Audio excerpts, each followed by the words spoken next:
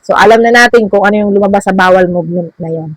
Super sakit. Kaya pala, yun na pala yung rason. Kaya pala, talagang napakaganda ng produkto ng Amazing Barley ni Miss Maritoni Fernandez. Kaya, yun sinasabi ko sa inyo kung ano ang aking karanasan dito sa Amazing Barley ni Miss Maritoni Fernandez. Napakaganda. Then, meron din akong pinsan na talagang meron siyang hika. Pero hindi siya nakapagpatuloy kasi nga, mahal nga talaga itong Amazing Barley kung isipin natin. Lalo na sa mga mahihirap. Pero gustong-gusto niya sana mag-take or magkuha ng package para makapag-discount siya habang buhay. Kasi napakaganda daw talaga sa kanyang katawan. Nawala yung kanyang hika. Ngayon, na hindi naman siya nag-take ng Amazing Barley, is bumalik naman yung kanyang hika. Then, yung ninang ko, hindi ko na babanggitin yung pangalan. Thank you sa pagkuha ng package niya sa akin kasi talagang kumuha na siya ng package kasi nga, yun nga, nalaman niya nga na ako ay isang legit distributor ng Amazing Barley ni Ms. Maritoni Fernandez. Yun, ano na siya, nakahiga na siya, talaga, operahan na siya, meron siyang kidney stone. So, nung nag-take siya ng Amazing Barley, guys, ang nangyari dito sa aking ninang na sinasabi ko po sa inyo is diniretso yung pagtitake ng Amazing Barley. Ang follow-up check-up niya sa isang buwan ilang beses. Ngayon, nung nag-take na siya ng Amazing Barley, ilang beses na lang siya nagpa-follow-up check-up. Pero meron siyang magandang resulta. Tinanong nga siya ng nurse kung ano ang tinitake. Baka meron kang tinitake na iba.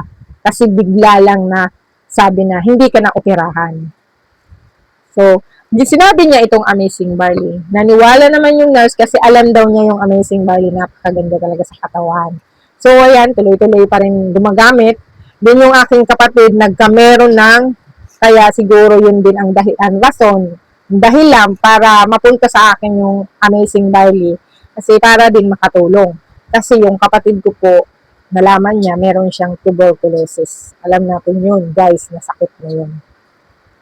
Natigil siya, graduating na siya, natigil siya sa pag-aaral dahil sa sakit na yun. Binawal ng mga teacher na pumasok siya. Training na siya, guys, JT na siya. Pero, natigil dahil sa sakit na tuberculosis. Kaya, anong epekto sa pag meron kang sakit? Ando na yung dream mo eh, graduating ka na sa college. Pero natigil yung guys dahil sa sakit. Yun ang masaklap sa atin. Kasi noon, hindi tayo naniniwala. Wala tayong paniniwala sa ganyang produkto. Pero dati umiinom talaga siya. Pinapainom ko kasi yung katawan talaga niya.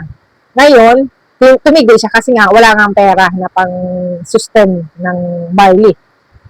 Ngayon, kailangan niya ng x-ray para or magpa-check up, medical, para sa training niya, sa ujitin niya sa school. So, nakitaan siya doon na mayroon pala siyang sakit. Tumawag siya sa akin, ate, kausapin ka ni Papa. Bakit? Kasi, meron siyang pakiusap sa'yo.